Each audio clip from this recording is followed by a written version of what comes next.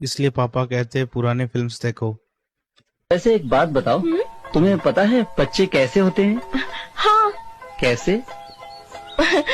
वो क्या है ना बाबूजी, ये कोई बताने वाली बात थोड़ी ही होती है। अच्छा। ये तो हर औरत को पता चली जाता है। पर बाबूजी, मेरी एक सहेली थी पारो, उसे कुछ भी पता नहीं था। उसका पति सुहागरात को ही मर गया, पर उसने किसी को नहीं बताया, सिर्फ मुझे बताया कि वो कैसे मरा। कैसे? वो क्या हुआ ना, जैसे ही पारो अपने पति के साथ कमरे में गई, उसका पति सारे कपड़े उतार के उसके सामने खड़ा हो गया। तो पारो ने पूछा, ये क्या है?